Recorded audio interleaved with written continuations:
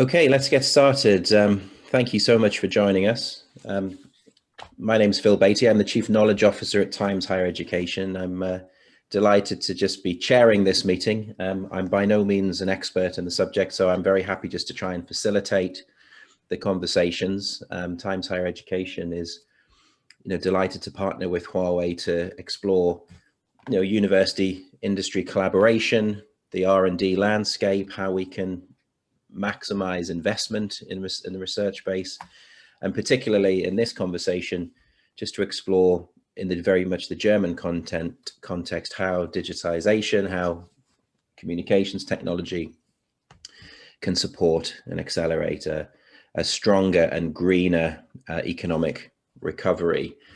As I say, this is really an informal roundtable context. We are planning to write up the results of the conversation to help shape Times Higher Education's coverage of these issues, to really try and influence the policy conversations and to spread and share best practice. But I'm very comfortable, if you are, to keep this very informal, very conversational. Obviously, the digitization of the world has accelerated incredibly rapidly over the course of the last 18 months or so. I think we've seen, in retail, for example, a predicted decade's worth of expansion of digital retail happening in under a year.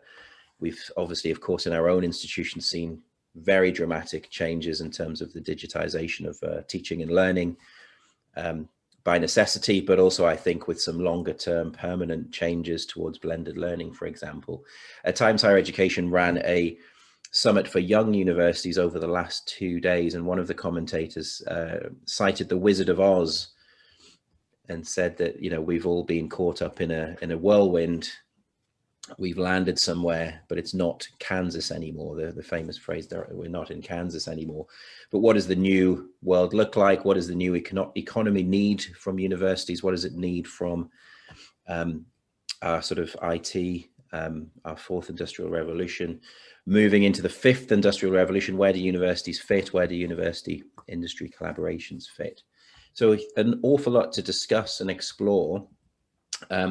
So this is really just your platform. Obviously, we're partnering with Huawei because they have a tremendous interest in investing in academic R&D, as well as their own corporate R&D work. So I think maybe the best thing we could do is just introduce ourselves. I know some of you know each other, but just for the sake of everybody being comfortable with who everybody is, perhaps we could introduce ourselves, our roles in our institutions, and of course, what are your own sort of priorities in terms of this conversation. So perhaps if I just go around my screen, Klaus, could we hear from you first? Yes, hello. My name is Klaus Kohn. I'm a professor of medical informatics at Technical University of Munich, currently in the process of retiring. So there are already many successors, which shows that TUM is taking digitization in medicine very serious. And I'm still coordinator of one of the major projects in Germany, but my focus is clearly medicine. So it's medical informatics, it's digitization in medicine, and I have coordinating one of the larger projects. I have a certain overview over the situation in medicine in Germany. Well, it'd be wonderful to hear more about that, and of course the extraordinary transformations that are taking place in medicine with regards to data, digital, AI, machine learning, etc. So it'd be great to explore that further, as particularly as a huge part of emerging new economies. Thank you very much, Klaus, for joining us. Soren, shall we hear from you next? Sure. Yeah. Thanks for inviting me to this panel. My name is Sören Auer.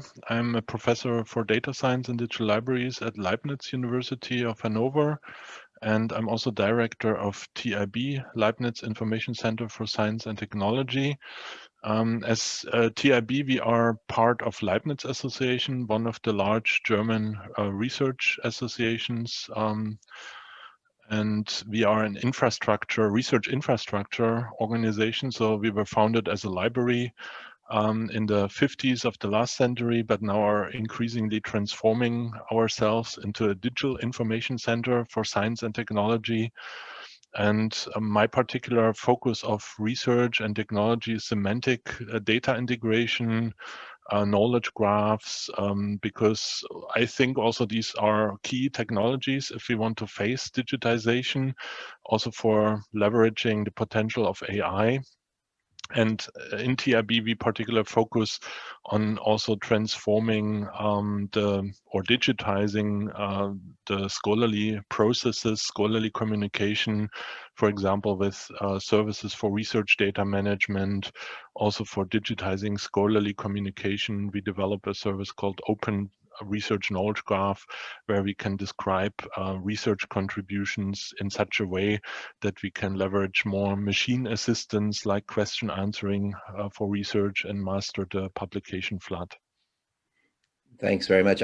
We might have to talk a bit more about Times Higher Education's data and analytics. We obviously are, and I don't want to make this conversation at all about university research evaluation or rankings, but we're looking at, obviously very interestingly, at the new ways of understanding research performance through different ways of analyzing the bibliometrics, looking at things like the Microsoft Academic Graph, for example, or new sources of open source analytics. So we might be able to explore that a little bit, but perhaps we don't want to make it too much about one of Times Higher's obsessions with obviously university rankings.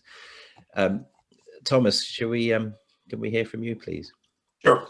So thank you very much, first of all, for inviting me. I might be a little bit, I wouldn't say the outsider in this group, but I'm not a technology guy. So I'm a professor of law at the University of Mannheim, where I have been dealing with telecom regulation mainly, so infrastructure regulation, but also regulation of platforms if we talk about the digital economy.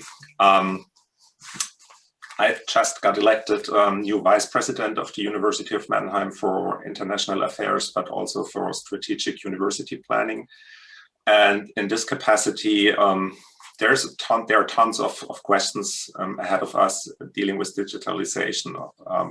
So one part is actually a technology-driven part. Over the last 18 months, we have pretty much used the technology that we got. So Zoom was available and Microsoft Teams was available. And for us, the question is, how can we have a plan, a strategic plan, which kind of software, which kind of platforms, which kind of hardware we're going to use in the future.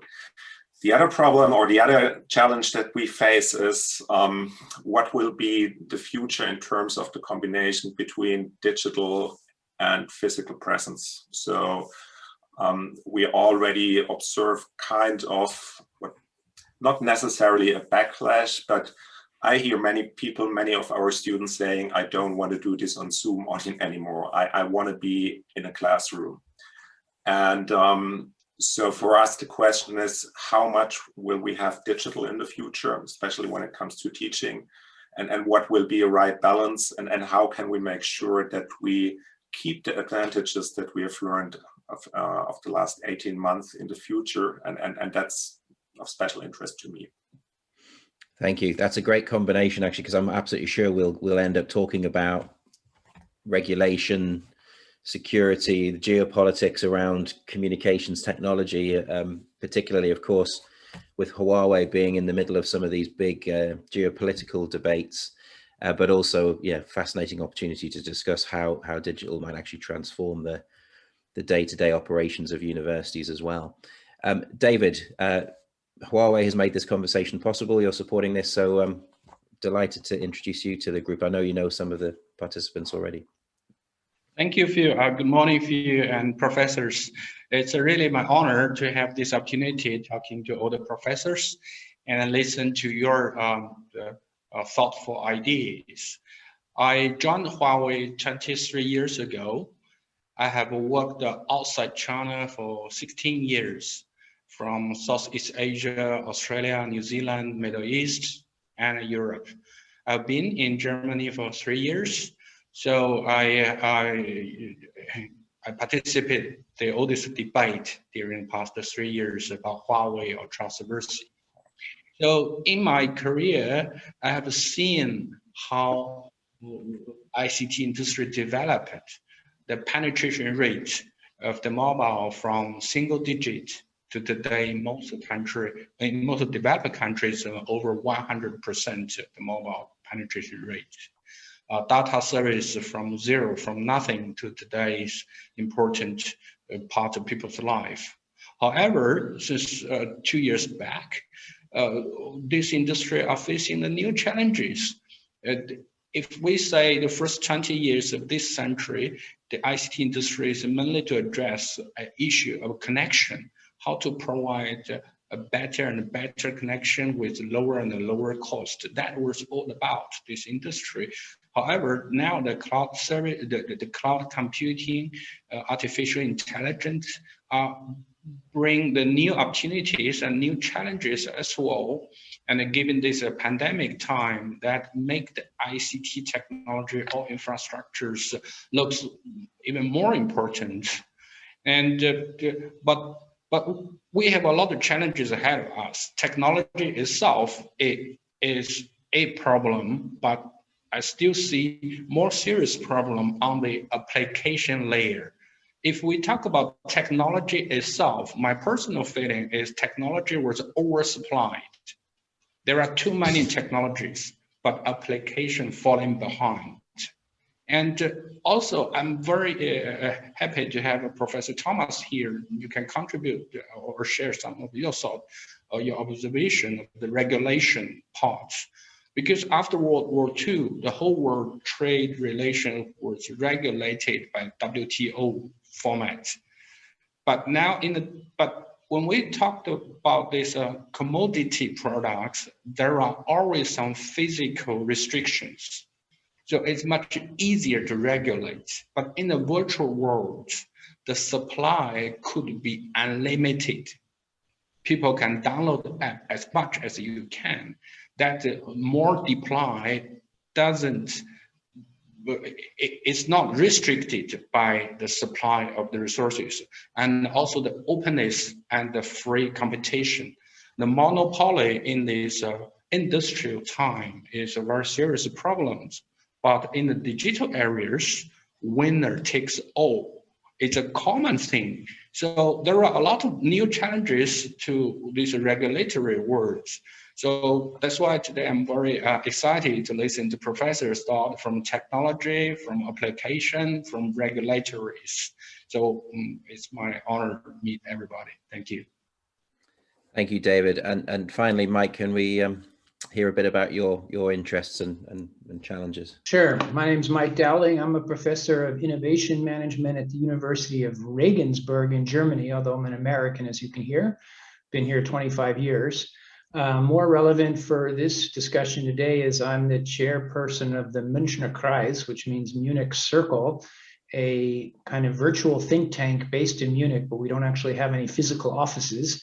And we do all sorts of different topics, have different events on digital topics very broadly. David, I've known David since he's been in Germany because Huawei is a member of our institution. We're very happy to have them participating in our events. And we do a number of things and have had a bunch of different events about COVID and digitalization and schools and all that sort of stuff. When it comes to universities, we've been Zooming as well for the last year and a half, and hopefully we'll be done Zooming by October. That's the plan anyway. We'll see what happens. It's a pleasure to be here. I do hope so. I do hope we can meet face to face and not too far from the future.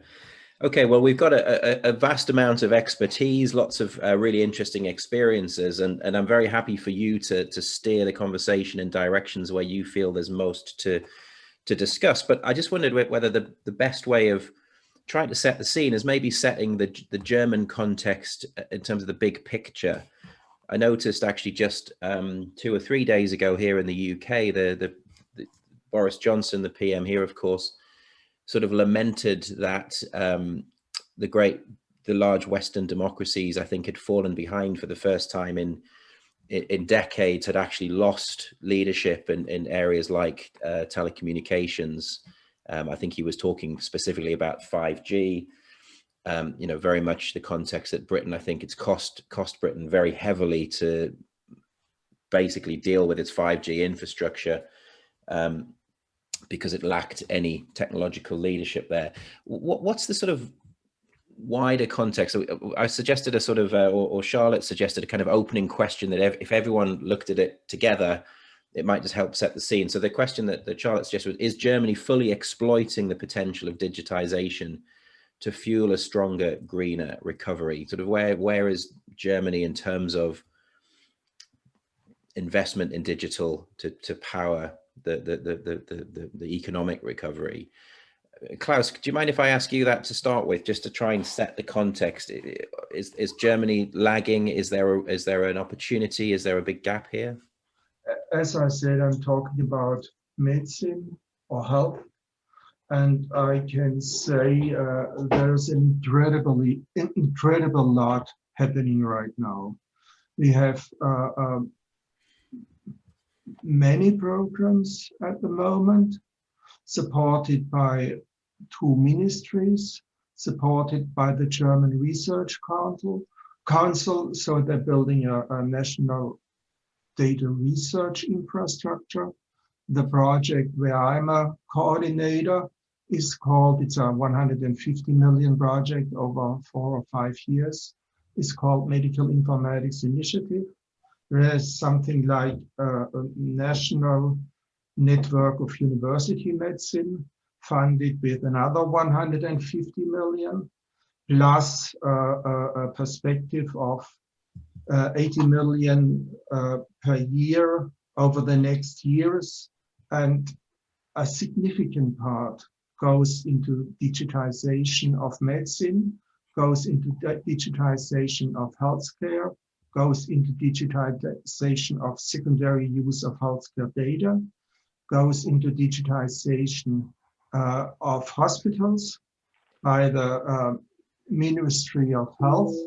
There is a new law called Krankenhauszukunftsgesetz, and we are talking about several billions then, which will be invested in our hospitals. So on all 3 axes, which is healthcare,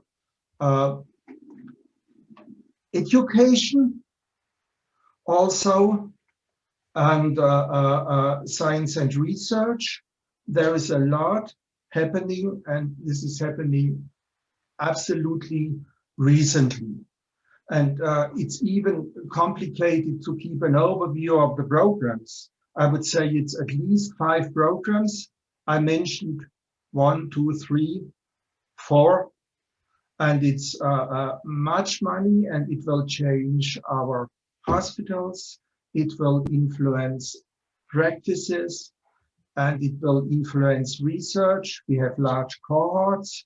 This is the primarily research side, but we have this secondary use of healthcare data, and we have something like the regulatory basis, a broad consent for secondary use of healthcare data, which was successfully established last year. So as you see, in 1 or 2 sentences, it's very difficult to give the overview. It's so many programs, and we come from different sides, and it's all happening recently during the last year. Of course, COVID brought an acceleration. So there are new projects already also using the existing infrastructure. And I can say a lot more concerning that. And this is a try to give you a first impression of how much is happening in Germany in medicine, research, healthcare on a very broad scale.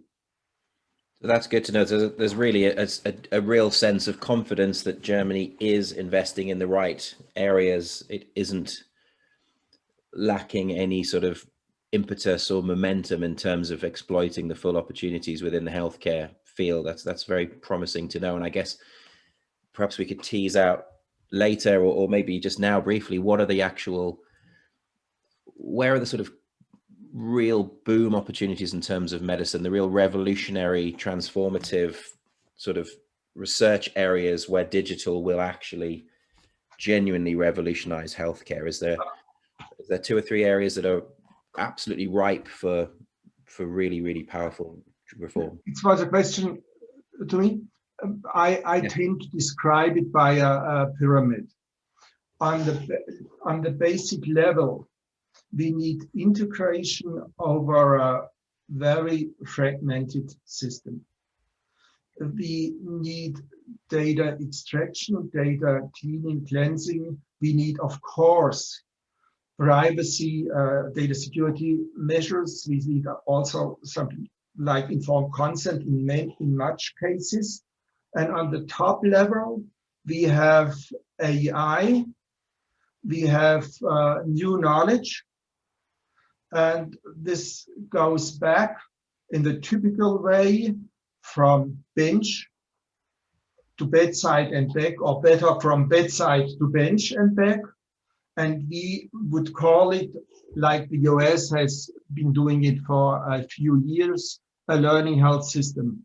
So currently Germany is also, and it has started already a few years ago, building a learning health system like the US have started to do a few years before us. So our architecture is very similar to the learning health system activities in the US.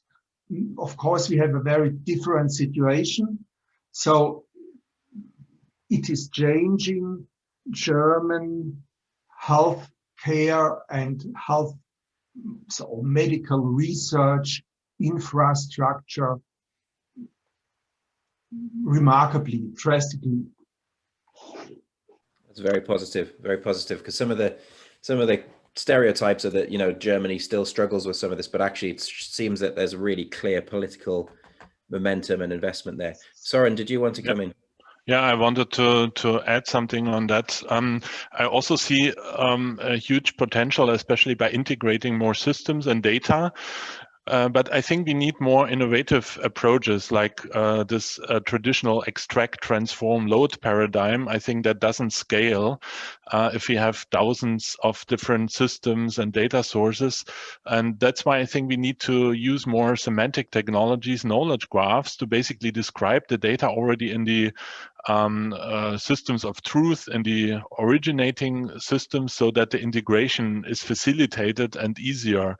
So not by reverse engineering the data after it's generated, but by describing the data in such a way in the light of ontologies and semantics right from the beginning, so that the data integration processes are more scalable. And I think in the life science, there are a lot of examples where already there is widespread use also of ontologies, vocabularies, semantics. I think Klaus wants to. Yes, I have to, of course. As I tried to say, it's a question how I start and what I mentioned first. Of course, it's interoperability, what we are trying to achieve. And for the first time, Germany was lagging behind, and we were the drivers. Germany has bought SNOMED CTs, and interoperability has a lot to do. You say ontologies a little bit. Yes, let's use the word ontology. But we have SNOMED CT now, and we have defined core data sets. So harmonization and standardization, and to make standards work, is essential in our projects. And interoperability is not, I heard that before and I agree, is not, of course, only a technical matter. We have technology in place. It's organizational, and it has a lot to do with terminology and ontologies. We hear our physician say everything is too slow, and our answer is yes, but we had to start to speak with each other. We had to have the common language, we have the common terminology, and we have started with a basic core data set, which is extending throughout the domains. And we have this SNOMED CT for the first time in Germany available. Yes, of course, it's ontologies and organization. Yeah, the bottleneck from my perspective is also the skills and the competences, because unfortunately, semantic technologies are not part of the core curriculum of computer science or data science right now. Maybe at some universities, I myself give a master course at the Leibniz University of Hanover, but I think it's actually something each bachelor student in computer science, maybe even in related fields, should learn. And my impression is, unfortunately, we don't have a wide penetration of such courses in the academic landscape in Germany, maybe even worldwide. And that's, I see a bit as a bottleneck, that we lack the competences and the skills of people who are then developing these ontologies, developing the interoperability interfaces between these systems, and that slows us a bit down, unfortunately. Sorry, go on, Klaus. Again, a direct remark, I would say data integration is something like an up and down. You have the top-down ontology approach, you have the bottom-up harmonization approach. And yes, we have, I mentioned education. I said that I am about to leave. And currently there are already 3 professors replacing me. And the title AI is central in their new professorships: clinical decision support, image processing. So there is very much NLP, also, which has to do with semantic, is very important. So a lot is happening into the right direction. And this is not only TU Munich, this is also many other universities or university hospitals or university medical centers, faculties of medicine in the whole of Germany. They have all understood and they are all driving things forward.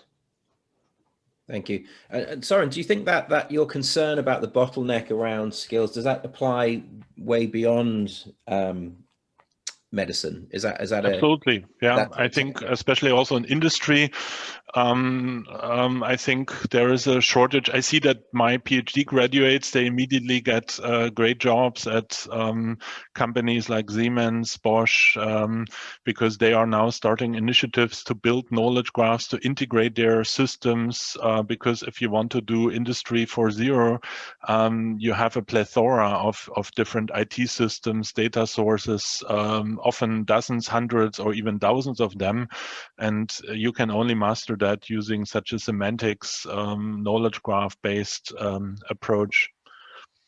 And from your perspective, sorry, so do you think that is do you think that's the sort of most fundamental issue around Industry 4.0 moving into what some people are already talking about 5.0, where, you know, we have to understand sort of the humanity element and the environmental element and the sort of the purpose thing? Is that the biggest revolutionary change in the digital future economy, is actually the connection of mass data sets in multiple diverse areas and bringing them together in a coherent. Yeah, I'm absolutely convinced that that's a major challenge, but unfortunately, a bit sometimes the perspective is a bit short-sighted. So, of course, in industry, you sometimes have a concrete problem you want to solve, yeah, and you can solve it, of course, also using other technologies. For example, ETL, you integrate 2-3 data sources using ETL, and that does the job maybe for one specific application. But if we really want to realize the potential of AI and Industry 4.0, we are not talking about 1, 2, or 3 new use cases or applications, but we actually want to facilitate the rapid generation or exploitation of new opportunities in the digital world. And for that, really, we need such a data innovation layer established in enterprises where data can seamlessly be integrated and flow. There are, of course, also some initiatives in that regard. Before I came to Hanover, I was working at University of Bonn and Fraunhofer Society, and we started the initiative International Data Spaces, which is one, I think Huawei is also a member of this initiative. Now it's also becomes part of this Gaia X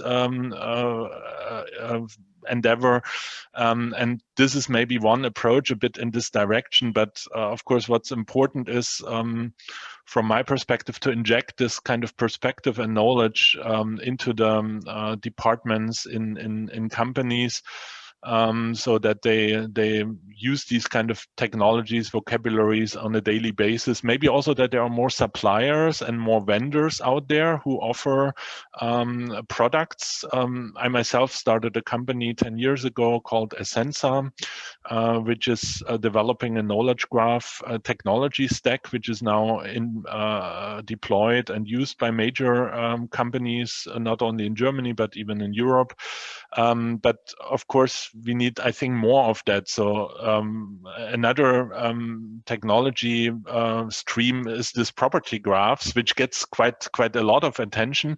But for example, I think property graphs are can be a part of the solution, but we need to go also the next step to add more semantics and knowledge graphs to that, to really realize this vision of seamless data integration, or establishing such a data innovation layer in enterprises.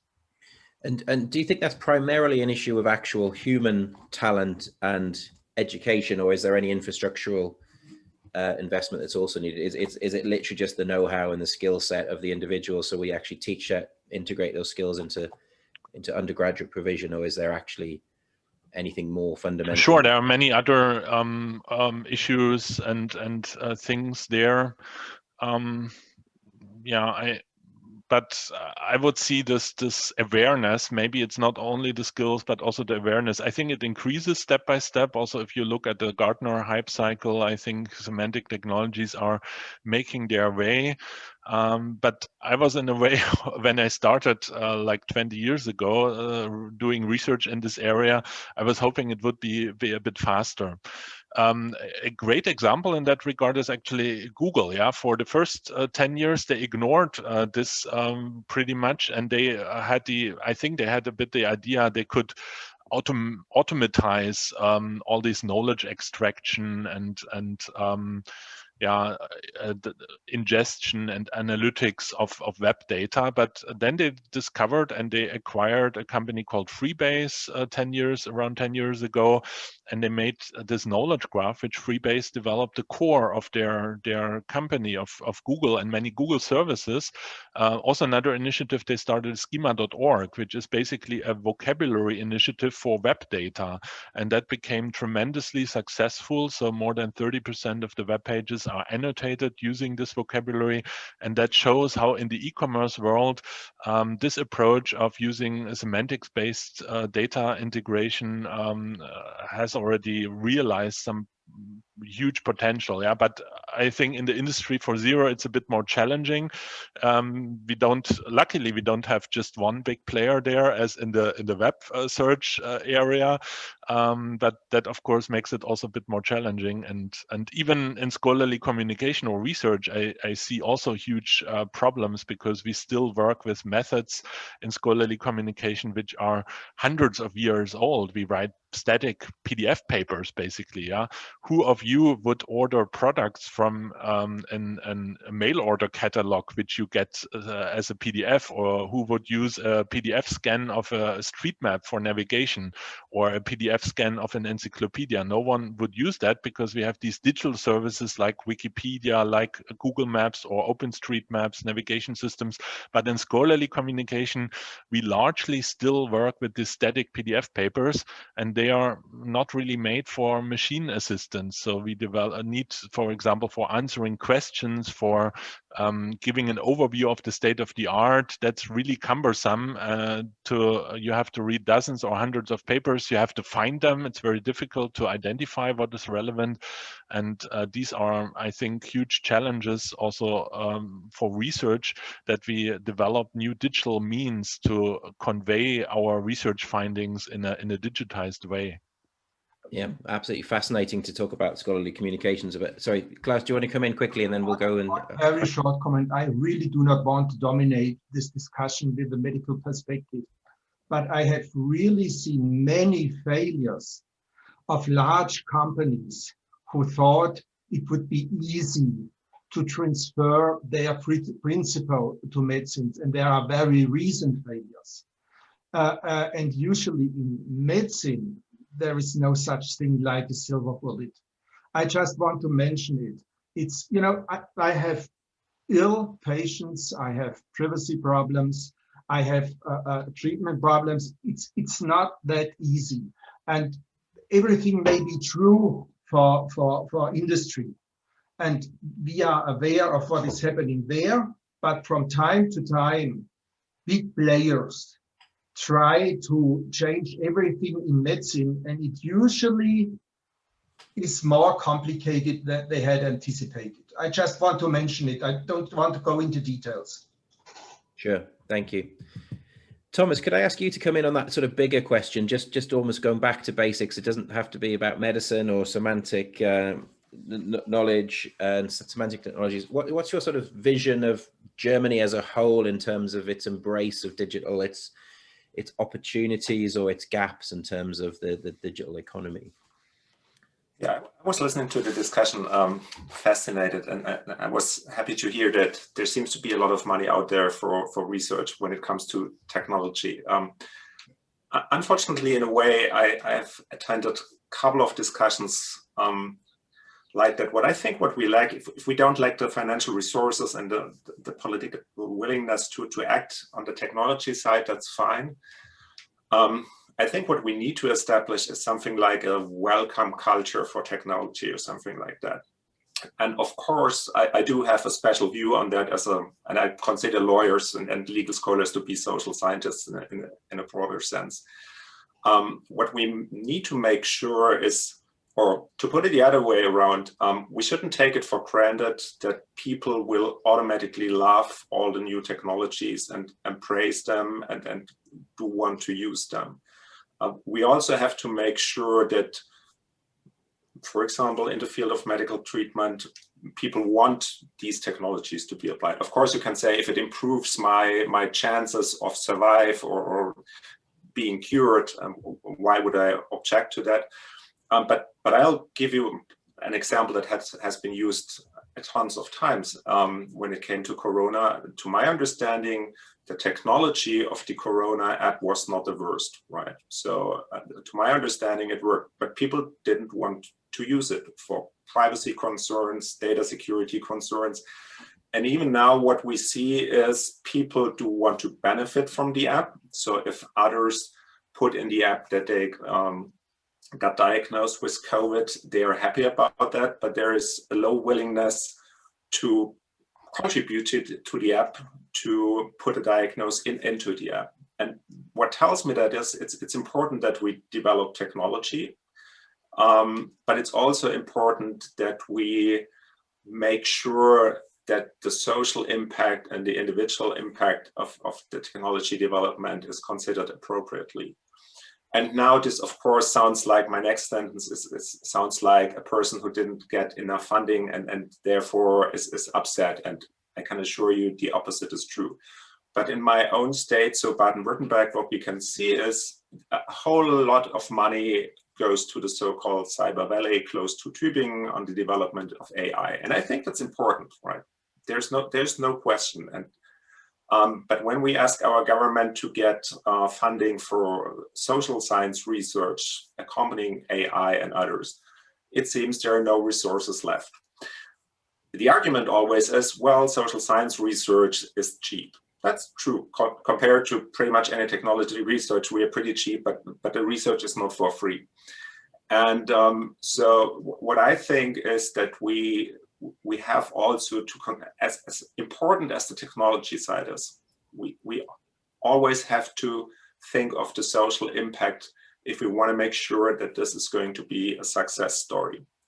And so that's one of the remarks that came to my mind. So I think we have to work on that. And for my own field of expertise, we can develop all kinds of fascinating and benefiting technologies. If some regulation kicks in, that can be the end or a showstopper. So privacy regulation is an obvious example. And I think we need some kind of construction dialogue on what we expect from privacy and privacy law in the future. Huawei is an example of industry policy regulation and security regulation, where we do have technologies out there, but for policy reasons and for regulatory reasons, they are not used. So again, of course, I'm biased. I'd strongly recommend that we always have to think technology and social and individual impact together, because one without the other, at least there's a danger that digitalization is not going to be a success story. And if you go back to history, there are many fascinating technologies which didn't go anywhere because people and society didn't accept them. And we have to make sure that this doesn't happen with the digital transformation, because my personal opinion is the potential benefits are far bigger than the dangers, but that has to come to the heads and brains of people, and not only politicians, but also normal people. I think that's a really important point in terms of, you know, Soren talked about perhaps making sure there is semantic technology knowledge in the undergraduate curriculum, for example. But I think that's a really good point, Thomas, in the sense that so much of the 4th/5th industrial revolution will require really solid social science, even arts and humanities, to the extent that, you know, as we really start to challenge and question what humanity is in a world of really sophisticated AI, and, you know, this sort of whole issue around at some point we reach, you know, to use it, it's almost feels like science fiction, but, you know, we hit the point of singularity where AI is sort of, you know, on a par with human cognition, etc. Philosophy, ethics, social science, they're all going to be so important. So it's interesting to think about that research base. In a lot of areas, a lot of nations, I think, are starting to devalue those fields at the undergraduate level in terms of the how popular they are for students, you know, particularly in marketized systems like the United Kingdom. There's a lot of challenge around, well, they're less worthwhile, they're less worthy of funding. So there's some really interesting challenges there. But let's go to Mike and David. I'm going to come to you last to sort of wrap up from the industry perspective around the landscape. But Mike, from your perspective, just on that kind of holistic view of Germany and its digital future, any areas where you think there is a lag or a fantastic opportunity or a space that's really exciting? A bit of a lag and a great opportunity is an area that my group has been doing some research in, is the digitalization in the so-called German Mittelstand, which are medium-sized, not real small businesses, and the definitions vary, but I go up to about 5,000 employees, which is kind of larger Mittelstand. But those are the companies that are the backbone of German industry, with something like 95% of all employees and 50% of all sales. So the big companies, Siemens, Bosch, all those guys, they're doing just fine.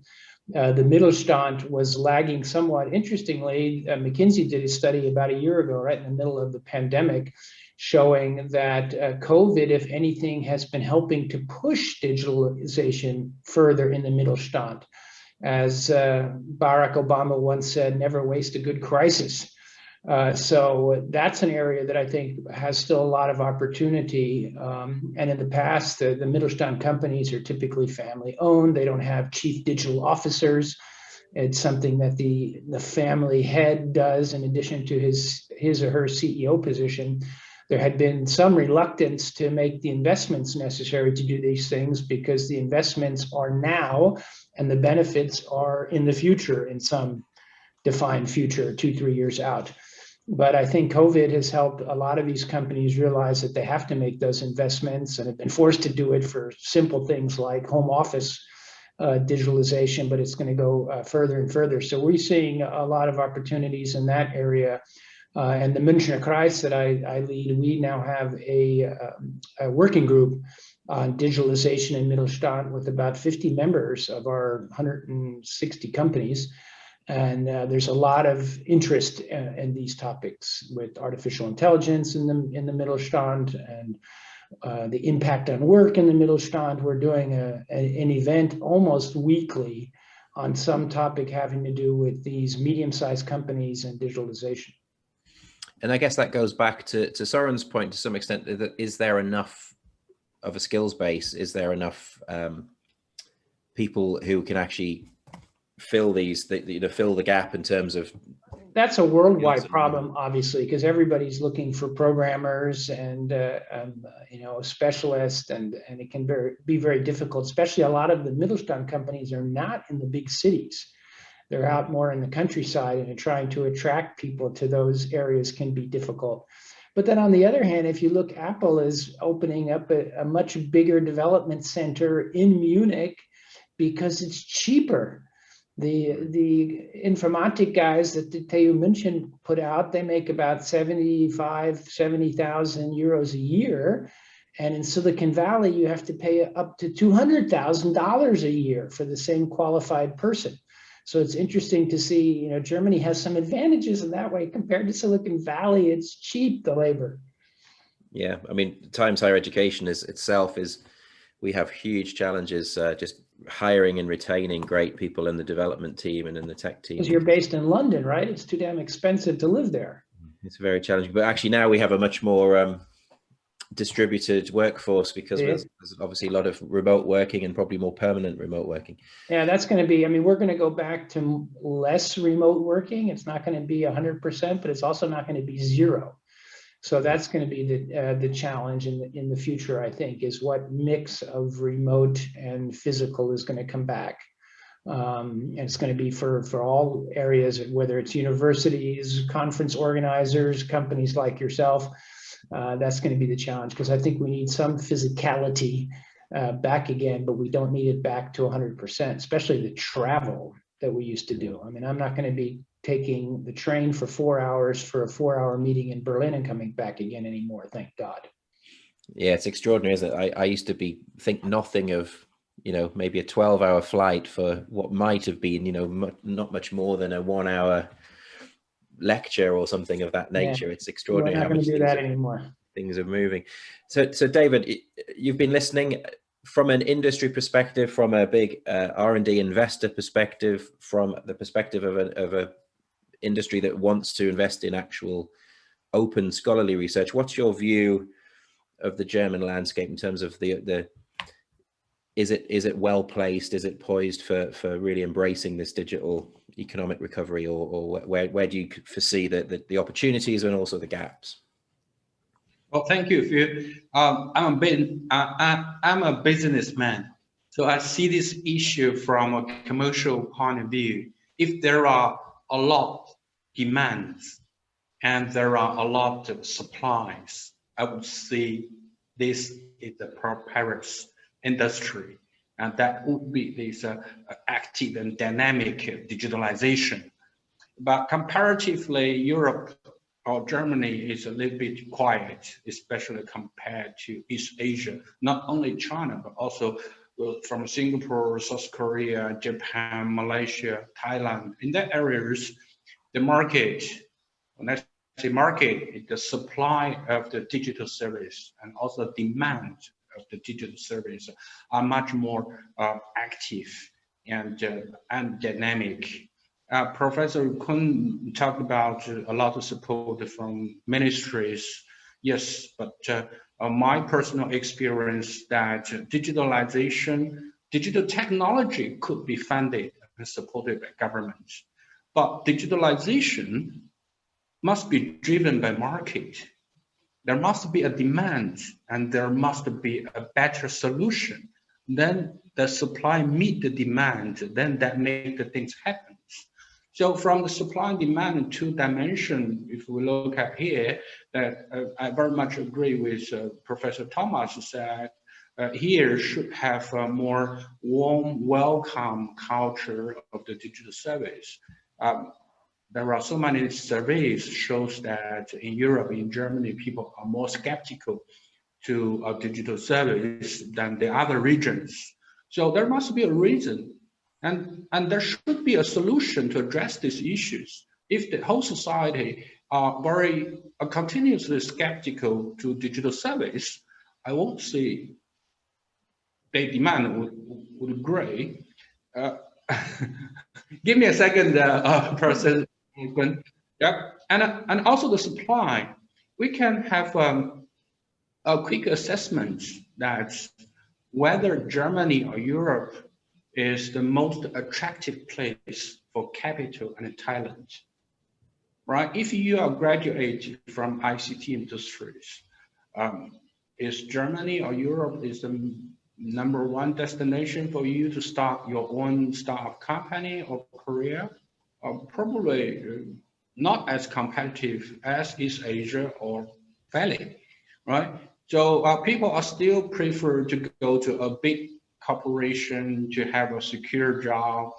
So the culture is not there. So I think when we say that digitalization is prosperous and competitive, I would say there are a lot of demand, there are a lot of supplies.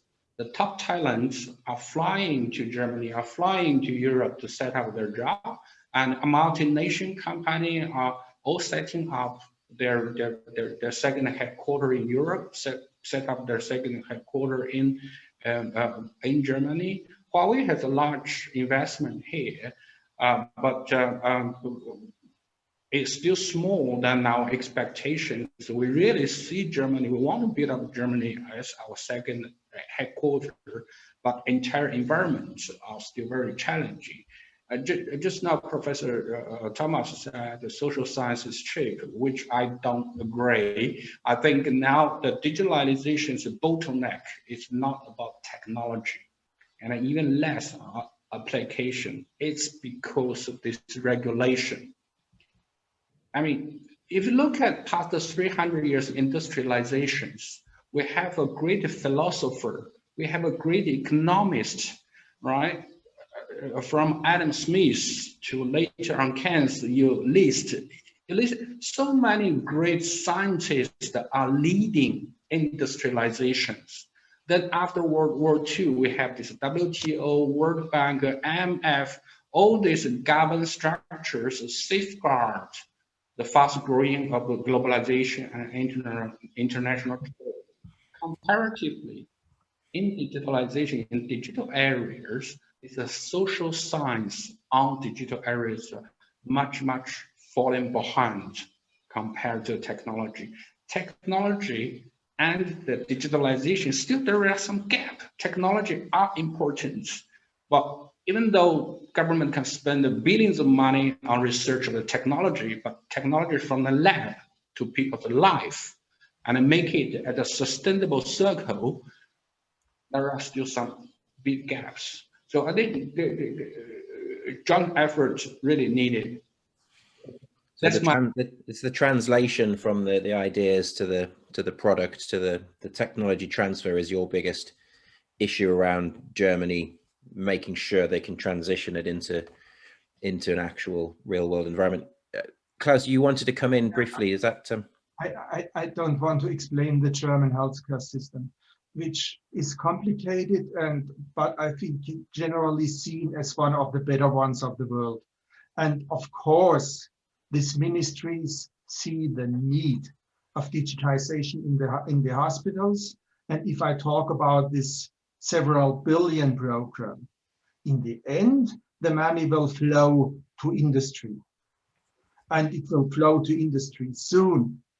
And it will change digitization for patients, for the best of the patients. Though this is a very normal process. And of course, are they reacting on a need? And of course, will the money go to industry? And we talk about billions. And they have seen the need and they have understood the need. The reaction is absolutely adequate. And it's part of our not so bad system. And it's maybe I'm the exotic person here because medicine is a little bit special and different from industry as such. Sure, thanks. David, could you just tell us where your priorities are in terms of where you want to put your investment, particularly when it comes to investing in universities. Obviously, you've got, you know, one of the biggest R&D bases in the world, but when it comes to you putting funding into university research, what are the sort of areas that you want to prioritize, you know, in Germany and the wider European area? Well, our first priority in Europe is to try to maintain ICT as a one global standard. If we look at it back 20 years ago, if you travel to United States, you need to change your phone because US use CDMA, Europe use GSM. They don't talk to each other. It's totally two different systems. And later on, move to 3 system. China also launched their own 3G standard. Now, finally, 5G, we have one technology which you can use the entire world. So Huawei's presence in Europe is not because Europe is a market. It's also Europe is a sub leader in these industries. The current 5G actually is under the Europeans' leadership from the 5GPP and the GSMA. So a lot of investment in R&D here is to try to engage with universities, research bodies. We spend more than 100 million euros a year in Germany to work with more than 30 universities. We want to talk to all the stakeholders and to build up the future together by one standard, one common criteria. The end of the day, from a commercial organization like us, we want to develop one product could be sold entire world. We don't want to develop a product for China, another product for Europe, and another product for Africa. That from a commercial point of view, that would be costly, and this cost will be at the end of the day paid by the end consumers. So we see Europe as a market, but more important as a sub leader in these industries, either from the technology, from standards. So unified standard is our first focus. That is all about. We spend a lot of time listening to industry experts, include the medical areas, manufacturing areas, what they want, what they need. For example, this 5G, people all talk about 5G. 5G is mainly for vertical industries. If just for consumer purpose, we don't need 5G, right? 200 meg bandwidth is enough. We don't need a 20 giga bandwidth, right? So now people are talking about 6G. 6G is definitely will move away from a telco to industry. From GSM, 3G, 4G, 5G are very much telco focused. Deutsche Telekom, China Mobile, they are the main players. But when we talk about 6G, that must be this Volkswagen or Siemens or Bosch, or there's a medical industry, transportation industry. It must be the vertical industries that play more important roles on 6G. So from that point of view, Huawei has a large investment and engagement with industry here, talk to the people, listen to the people, and exchange ideas. Our purpose or our preference target is try to build up a unified standard and criteria for these industries in the future. We see that is the critical or preconditions to continue to have these prosperous digital industries. Thank you. Thank you. I was wondering if I could turn our attention now to the sort of geopolitics. Look, there's no getting away from the fact that Huawei has found itself, you know, caught up in some fairly you know, very, very challenging geopolitics. You know, obviously in the UK, we've started to try and remove some of Huawei's technology from the communications infrastructure. You've got the trade wars that Trump started, and you've also got Biden in the US still talking very sort of bullishly about, you know, competing with China in a quite a hostile way in terms of the values. What's the group's sense of the sort of the ability for universities to cooperate with tech companies like Huawei? Maybe I could go back to you, Thomas, on that, and from the sort of legal regulatory perspective, what's the climate like in Germany in terms of willingness and opportunity to cooperate with basically Huawei and similar companies? Before I answer the specific question, maybe one step back. I have been to China within the last 4 years, I think 20 times or something like that. And that has stopped immediately. And that's not only due to the COVID crisis. I clearly have the impression that geopolitics has an impact on cooperation, even on an academic level. And I really think it's a pity. Not only because I've attended one of the most very great conferences, meeting great people, not talking about the food, but the content of the conference. So the food was great and the conference was very great. So I have the impression, and if there's the elephant in the room, we should talk about the elephant in the room. I think that geopolitics has influenced academic cooperation already between academics. And having said that, my guess is this is not very different from cooperation between academics and industry. So we frankly, we need to be more cautious, we get more attention. However, I'm deeply convinced that this is a period, a hopefully short period in the development of the cooperation between China, Europe, the States, and so on and so forth. And the more important, I think, it is that we keep those connections and that we find projects where we can work together, either with industry or with academics. And having said that, I think it's, and that's not a top secret that I'm disclosing here, it's more delicate than it had been, but it's absolutely worth and possible exploring these opportunities, because in the long run, I hope this is going to be an episode, but clearly geopolitics do have an impact and have made things a little bit more complicated, but not impossible. And I guess if I might add one sentence, as academics, we are also protected by constitutional rights, the freedom of academia, and I would be deeply disturbed if I couldn't choose cooperation partners, which I believe are fruitful from an academic point of view. And I think that's a really powerful point, isn't it? That in many respects, the realpolitik here is that much of the strongest work, particularly in AI and computing and those sort of,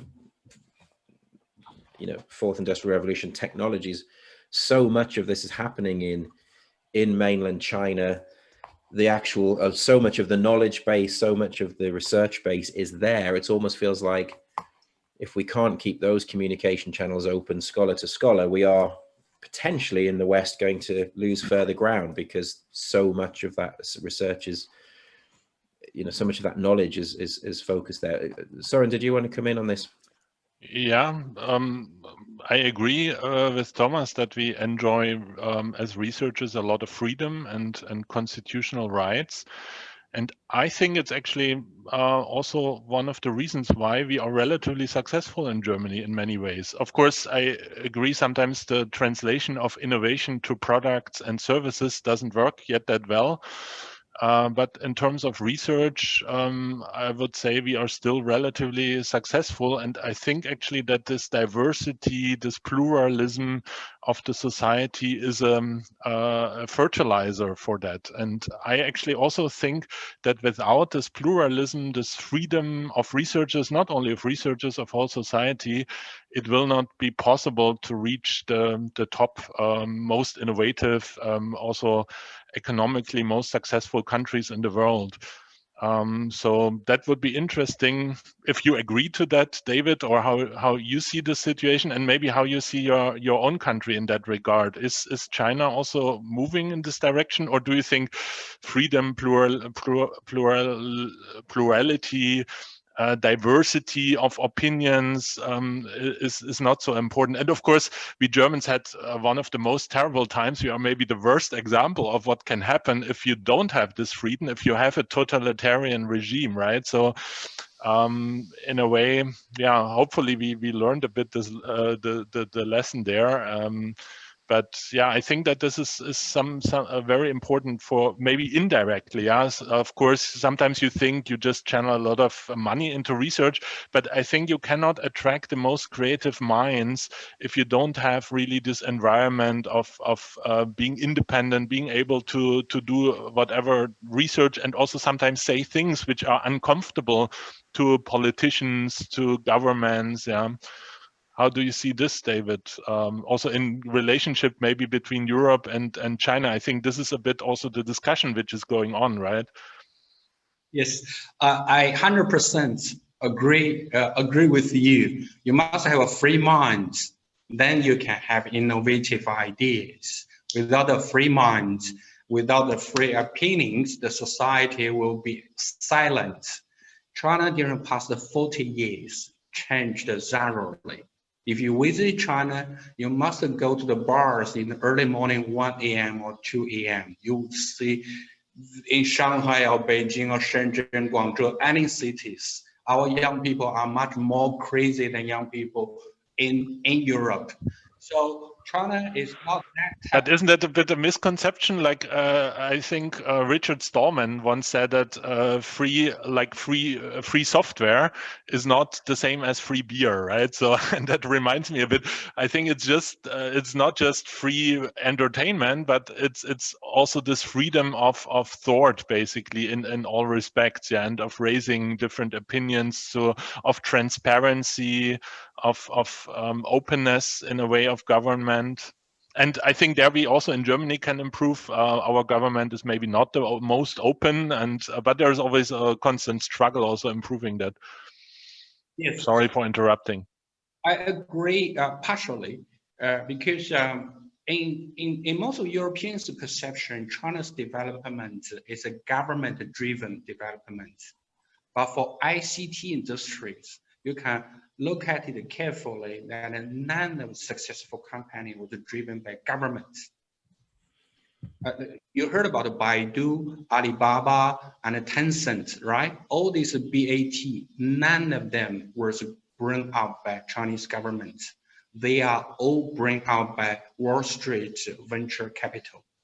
Even until today, in terms of ownership structures, the majority of the BAT, Baidu, Tencent. So ICT industry in China is very open and free from day one.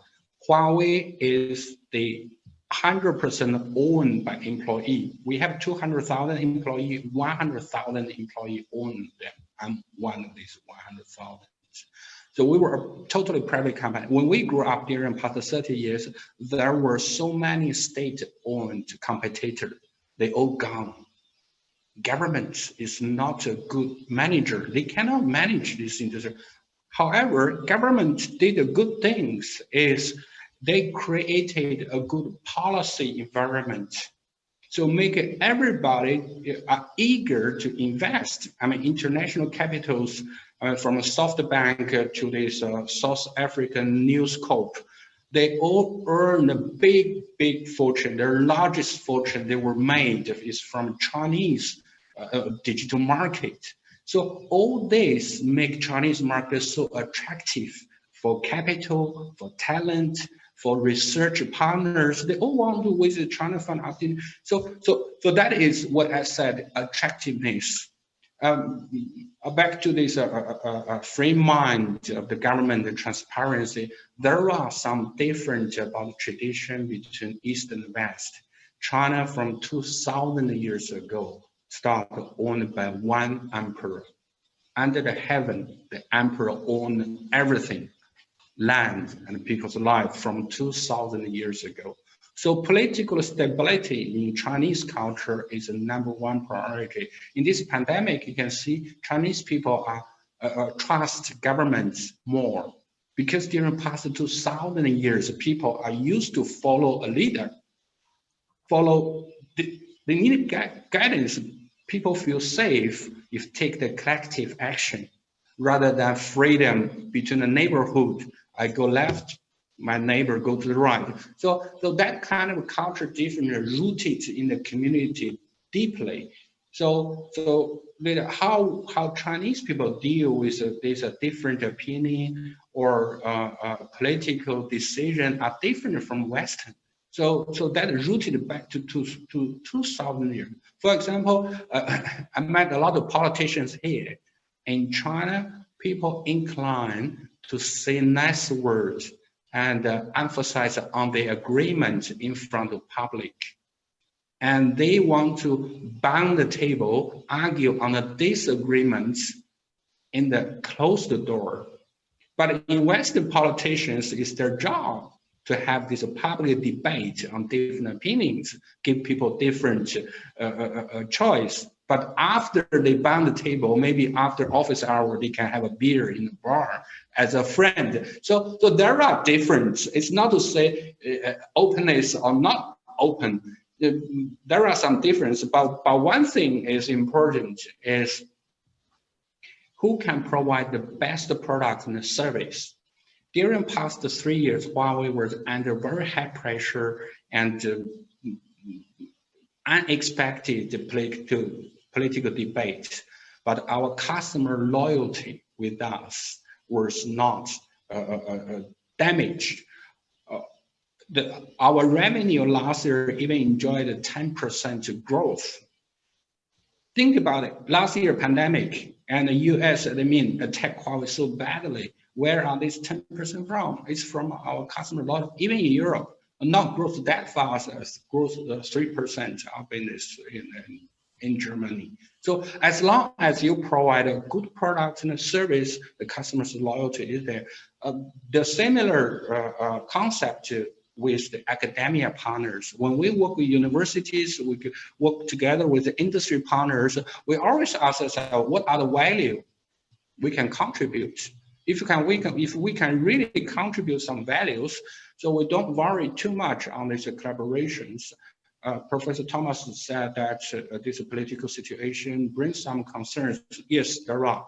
But for this, from our side, we keep optimistic. As long as we can bring value to the table, when I see this value that include the security, trustworthy, and integrity, right? If we can come to the table with a value, we will have a room here, and we have confidence in these areas. Yeah. That might be a good opportunity. Just, I think we're coming into the last 10, 15 minutes or so, and obviously the conversation's been absolutely fantastic. We've got a limited amount of time. Maybe we could do a little bit of horizon scanning. Obviously the elections in Germany are coming up, I think, in September. One of the things my colleague who reports from Berlin said is that there's likely to be a role for the Greens, and that there is an issue that they may well be able to take the Science and Communication Ministry in terms of in a kind of coalition, and they seem to have quite a powerful innovation agenda. There's talk about creating a new national innovation agency, for example. I'm just wondering what your sense is as a group around what the elections might bring, whether there will be any shift in science and innovation policy. What are the implications? I don't know, Mike, if you wanted to speculate on that at all, it'd be just helpful to try and understand what the future might look like in terms of, again, great opportunities or challenges.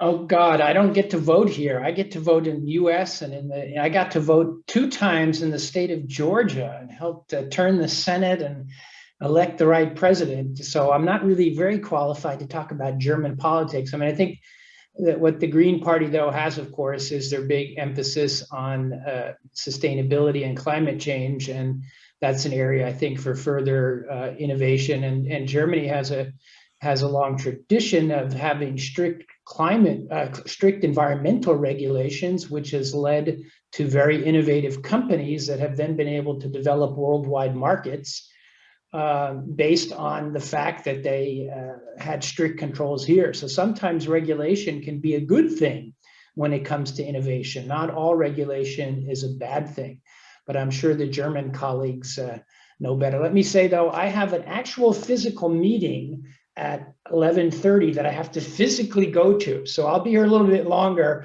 but then I'll have to say goodbye so I can run to my meeting physically for a change. How exciting. That's very, very exciting.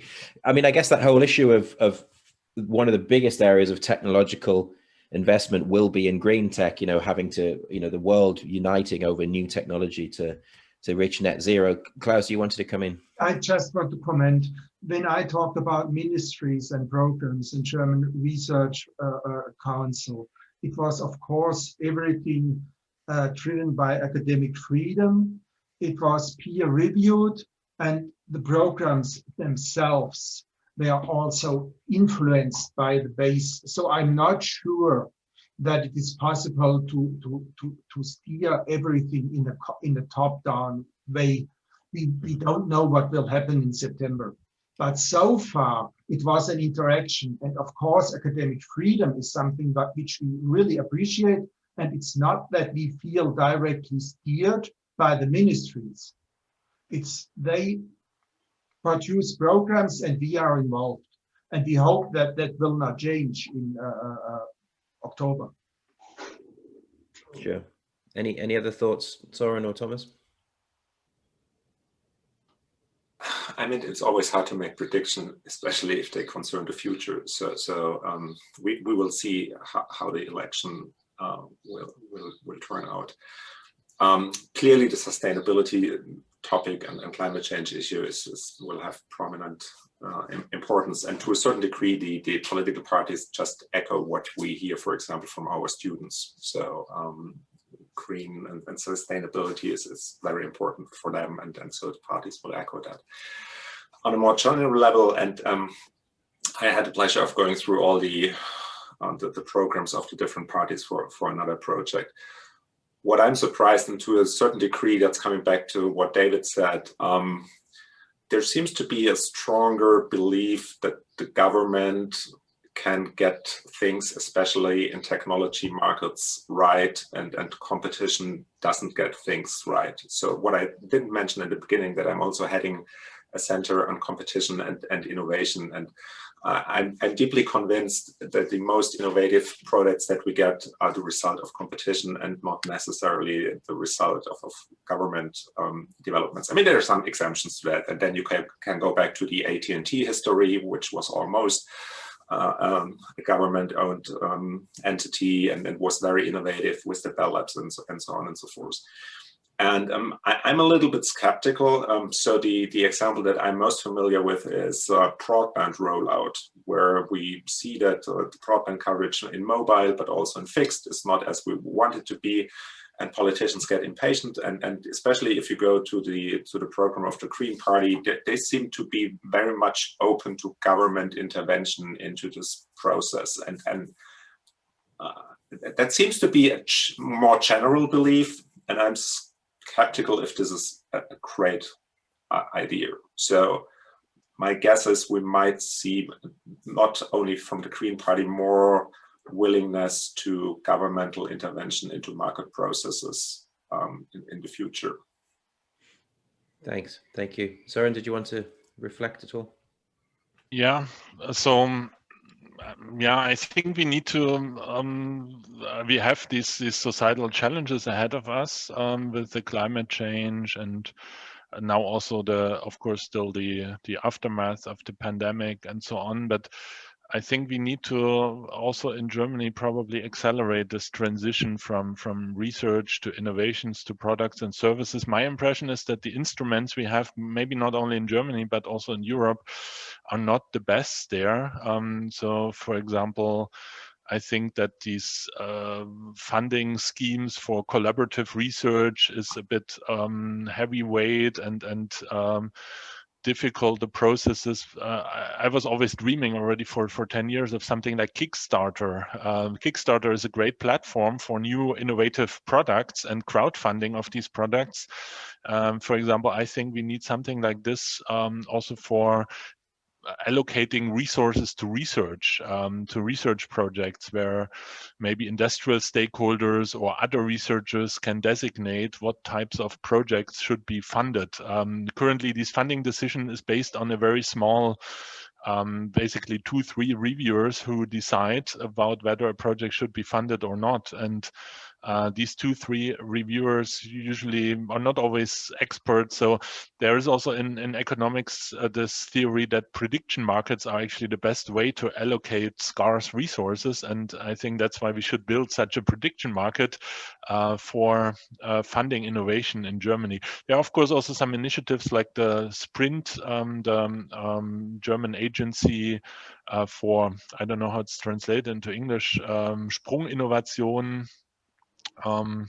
Yeah, so, and I think the head of Sprint is very vocal now in also getting the message through that we need to reform some of the regulations in terms of procurements as well, because of course public procurement could be also a driver for innovation. It was in the US or is still in the US. We are not using this instrument, and we have to apply some changes there in the procurement processes so that they can focus on also funding such translation and innovations to services and new products. Sure, thank you. Klaus, did you have a comment? Yeah. I don't think it's 3 or 2 reviewers, and it's many programs. I didn't mention the EU, where there are many programs. I mentioned several ministries. I mentioned the Research Foundation, and there are really big numbers of reviewers there. And we are, again, already involved in creating the programs. So I don't think it's so stochastic. And it's I think it is because those who really read the proposal, these are really only 2-3 people, yeah. And if you look at Kickstarter, you have hundreds or thousands who are deciding which is the successful product there, and that's a prediction market. That's the difference. I have really tons of funding, and my experience is not the same. Me too, but I have seen it. Sometimes a proposal gets the worst grade, sometimes it gets the best. The same proposal, yeah, in a different panel, yeah. So I think it's relatively stochastic from my point of view, and also the projects are relatively large. You have usually 10, 15 partners. And that makes it very difficult to do this innovation. You have a lot of overhead and the project management, and that prevents actually from the innovations happening. I think we need smaller projects, but the problem is selecting and administrating that. And that's why such a digital platform could help a lot by basically digitizing the process of selection and administration of these projects. I don't say the system is perfect. I just said it's not so bad. It's a pity the UK is missing. I had very good projects with the United Kingdom, but the system is not so that bad, and it's not that regulated. And of course, it can be improved. I think there's a probably an entirely separate session, which I actually would love to host, maybe put it on a public platform at one of the Times Higher Education Summits, about the future of research grant allocation. And I love some of these innovative ideas. They're provocative, they're challenging around crowdsourcing, Kickstarter, and also, Soren, the future of scholarly communication, the distribution of knowledge. So I'd love to organize something on that. So I'll come back to you, but it's great to have a healthy discussion, but we're running out of time. I know Mike has to leave in a moment. I just wondered whether maybe David could just make some final remarks, and we'll wrap up. Just any final observations, David, as you've been supporting this this meeting. Thank you. I think he's gone now, but anyway, thanks for his participation. David, do you want to make any wrap-up comments, and then we'll get on with our days? Definitely, it's a great opportunity. Thank you very much for you and THE arranged this discussion. I think for Huawei, we have been in Europe about 20 years. In Europe, for Europe is our principle. During the past 20 years, we work closely with the telco to contribute to this, to provide the best product and service, to contribute to this digitalization here. But now, as I said in the beginning, we are facing new challenges.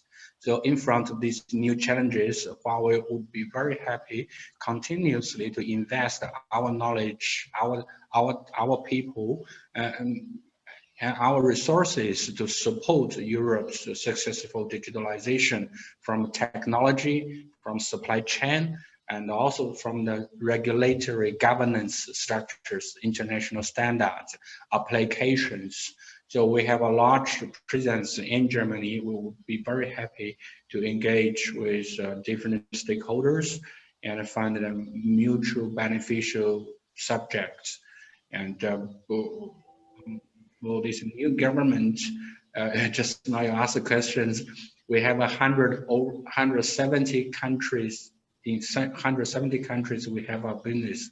So by average, if we take 4 years as a term, we're facing about 40 elections a year.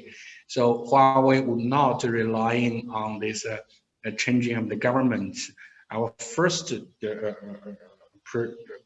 priority is our customer. As long as our customers still willing to spend money with us, that is, we're in a safe position. Then, of course, the equally important, or even more important, is the compliance.